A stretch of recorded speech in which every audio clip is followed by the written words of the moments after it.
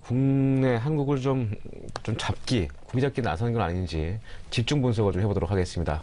미중산업경제연구소의 주홍찬 소장이 나와 계십니다. 안녕하세요. 예, 안녕하십니까. 네, 이 관련돼서 지난 2002년도에 3월 수입 철강에 약 3%에서 30%의 관세를 부과한 지 근한 16년 만에 이런 세이프가드를 꺼내드는 속내가 뭔지, 또 우리 기업들은 또 어떻게 대처해야 될지 이 부분에 대해서 언급 좀 해주시죠. 네, 트럼프 대통령이 취임한 지 꼭 1년이 됐는데요. 다우지수는 32%나 상승을 했고요.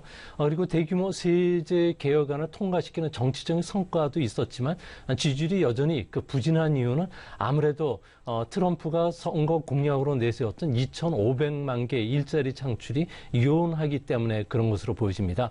앞으로 전방위적인 압력을 통해서 미국에서 물건을 팔려면 미국의 생산 기지를 구축하라는 게 트럼프 정부의 세이프 가드와 관련된 메시지가 아닌가 보여지는데요. 그런 측면에서 보면은 트럼프는 WTO를 탈퇴를 지금 추진하고 있기 때문에 10월달 중간 선거를 앞두고서 아무래도 점점 통상 압력이 가해지지 않을까 보여집니다. 우리 입장에서는 수출 지역을 다변화시키는 것도 중요하고 WTO에 제소한다든지 외교적 설득 노력도 중요하지만 미국 내 우리나라 부품뿐만 아니라 완성품의 생산 기지를 빨리 이전하지 않고서는 수출에 타격을 받을 수밖에 없지 않나 보여집니다. LG라든지 그리고 삼성전자 그리고 세탁기뿐만 아니라 자동차, TV, 냉장고까지 미국의 전방위적인 ITO 제소가 지금 잇따르고 있기 때문에 앞으로 생산 기지를 빠르게 확대하는 것 외로는 우리 입장에서는 다른 대안이 없지 않을까 생각이 됩니다. 네, 오늘 LG전자는 6%대 급락세 모습을 좀 보여줬습니다. 조금 전에 우리 기업의 피해가 불가피하시다고 하셨는데 어느 정도의 피해를 입을 것으로 추정하시나요? 네, 미국이 세이프 가드를 발동함에 따라서 세탁기 같은 경우에는 즉각 높은 관세가 부과될 것으로 보여지는데요. 삼성전자와 LG전자 같은 경우는 연 300만 대 세탁기를 미국에 수출해왔던 만큼 120만 대 미만은 최소 20% 그리고 120만 대를 넘기는 수량에 대해서는 50% 관세를 부과받기 때문에 아마 대미 수출에 즉각 비상이 걸리지 않을까 보여집니다. 태양광 전지는 더 심각한데요. ITC가 한국, 중국, 멕시코를 꼭 집어서 제품이 미국 기업에 심각한 피해를 줬다고 만장일치로 판결했습니다. 관세 부과에 따른 판매 가격 상승으로 인해서 단기간 이익률은 좀 떨어질 수밖에 없는 상황인데요. 대미 태양광 전지하고 패널 같은 경우에 수입장 점유율은 말레이시아, 중국에 이어서 우리가 15%로 3위를 차지하는 만큼 하나큐셀이라든지 LG전자, 현대중공업 그린 에너지 같은 경우는 13억 달러어치를 수출했던 만큼 상당한 타격을 입을 것으로 보여집니다. 네, 미국의 세입가 조치에 대해서도 우리 정부도 WTO에 제소하는 등 적극적으로 대응하겠다고 밝혔습니다. 우리나라가 승소할 가능성이 있는 건가요? 네, 결론적으로 말씀드려서 승소할 가능성은 높다고 보여집니다. 세이프 가드 같은 경우에는 국내 산업을 보호할 목적으로 수입을 제한하는 조치인데요. WTO도 이를 인정해주고 있습니다. 다만 미국이 취한 조치는 WTO의 세이프 가드 발동 조건을 충족해서 내려진 것이 아니고요. 미국 법 그러니까 201조에 근거한 일방적인 조치였던 만큼 WTO 제소가 가능합니다. 세이프 가드를 발동하려면 급격한 수입 증가와 산업의 피해 정도 그리고 이들 간의 인과관계가 존재해야 되는데요. ITC 같은 경우는 월풀이 제기한 이런 저가 한국 제품에 대한 시장 점유율이라든지 이익 증가율 추이를 봤을 경우에 심각한 피해가 아니라고 했던 만큼 아무래도 WTO에 갈 가능성이 있고요. 이렇게 됐을 경우에는 아무래도 소송까지는 한 3년 정도 걸린다는 측면에서는 3년간 우리나라의 세탁기는 대미 수출이 적지 않은 타격을 받을 것으로 보여집니다. 예, 알겠습니다. 우리 정부가 WTO에 연간 7억 1,100만 달러의 미국 수입품 양화 정지, 보복 관세 부과를 요청했는데 미국에 대해서 이렇게 강경하게 대응하는 이유가 뭐가 있을까요? 네, 미국이 WTO의 규칙에 반하는 일방적인 통상 보복을 하면은 우리도 보복 관세를 부과하는 맞대응을 하겠다는 의미로 시사가 되는데요. 미국 같은 경우는 2013년 1월 달에도 한국산 세탁기의 그 표적 덤핑을 이유로 반덤핑 상계 관세를 부과한 적이 있습니다. 우리가 이를 문제 삼아서 WTO에 제소했고요. 2016년 9월에 최종 승소를 했습니다.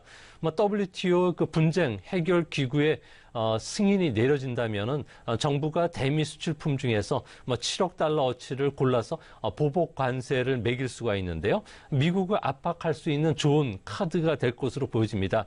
또한 이같이 강경 자세에 나오는 또 이면에는 서울에서 열리는 한미 FTA 개정 협상 2차 회의가 곧 있을 예정인데요. 맞불 기싸움에도 밀리지 않겠다는 의미로 해석이 되기 때문에 앞으로 통상 마찰은 좀 더 심화되지 않을까 보여집니다. 예, 그 해외 언론들은 미국이 16만의 세이프가드를 발동한 원인이 한국의 스타키를 겨냥한 그런 원인이라고 보고 있고, 또한 태양광 패널은 중국 제조업체의 공급 과잉이다, 뭐 이런 의견도 나오는 것 같습니다.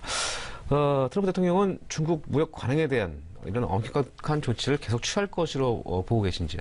네, 우선 그 트럼프 대통령의 통상 정책에 대해서 좀 생각을 해봐야 되는데요. 얼마 전에 월스트리트 저널이 그 발표한 따에 따르면 트럼프의 통상 정책의 컨셉은 제로섬 사상에 근거를 하고 있다고 합니다. 교육의 그 룰보다는 결과를 중시하고 있고요. 러스트벨트 지역의 제조업이라든지 철강 산업을 구제하기 위해서 민감한 통상법 적용이라든지 무리한 무역 규제 조치도 취한다는 겁니다. 또한 다자간 FTA보다는 양자간 FTA를 선호하는 것으로 나오는데요. 그런 측면에서 보면은 중국과의 작년 그 무역 그 적자 규모는 중국 측 통계로만 보더라도 8억 달러라고 합니다. 한 10% 정도가 증가했는데요. 미국 측 통계를 보면은 5천억 달러에 가깝다고 합니다. 이 때문에 트럼프 대통령이 지난 16일 날 시진핑 국가 주석과 전화 통화에서 무역 적자를 계속 확대되는 것을 더 이상 지속 불가능하다고 경고를 했고 또 유감 표명을 했던 만큼 앞으로 중국에 대한 그 무역 보복은 그 태양광 패널 외에 다른 쪽으로 계속 확대될 가능성이 높은데요. 당장 안전 보장을 이유로 해서 철강이라든지 알루미늄에 대한 수입 규제를 할 것으로 보여지고요. 중국이 지적재산권 침해했던 문제를 삼아서 아무래도 대규모 벌금을 부과할 가능성이 있다는 점에선 앞으로 제재와 보복이라는 그 무역 갈등의 사슬이 계속 고조되지 않을까 걱정이 됩니다. 네, 미국이 중국과의 무역질을 줄이기 위해서 탁기와 태양광 패널 그 외에 또 어떤 또 무역 제재를 하면서 압박을 가할까요? 네, 트럼프 대통령 같은 경우에는 이번 그 30일 날 취임 후 첫 국정 연설을 할 예정으로 있는데요. 엄격한 대중국 정책을 표명할 것이라고 합니다.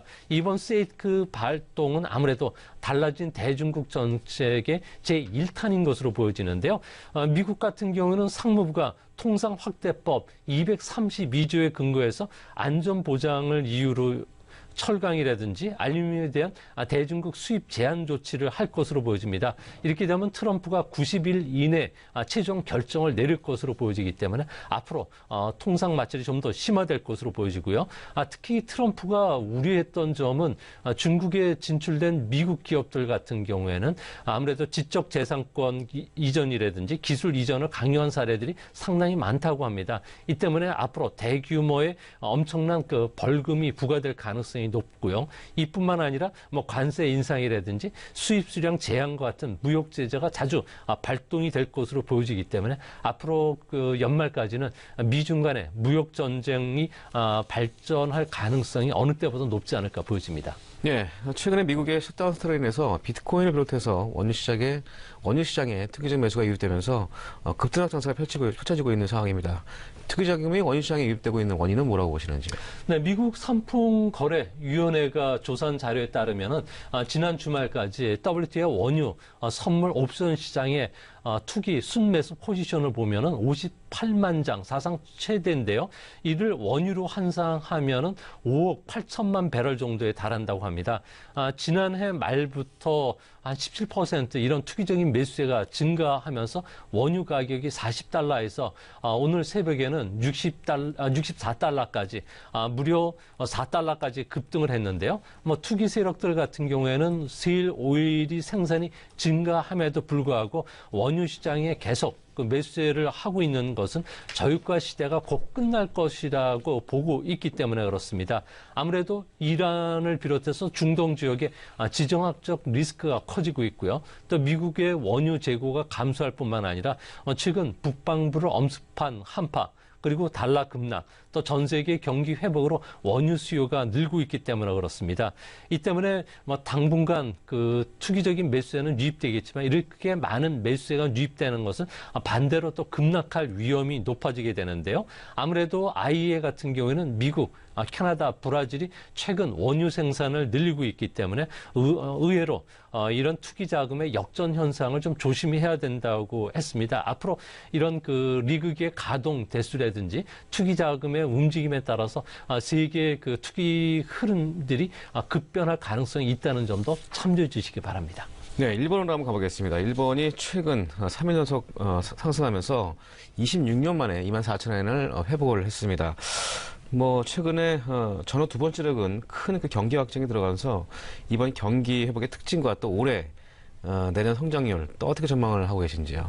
네, 일본의 경기 회복세는 2012년 12월 달부터 시작이 됐는데요. 지금 1월 달까지 무려 62개월째 경기 확장 국면을 보여주고 있습니다. 이자나기 경기 때 57개월을 넘은 전후 최대 경기 확장 국면인데요. 아무래도 이번 경기 확장 국면은 그 미국의 경기 확장 국면처럼 성장률이 낮다는 게 특징입니다.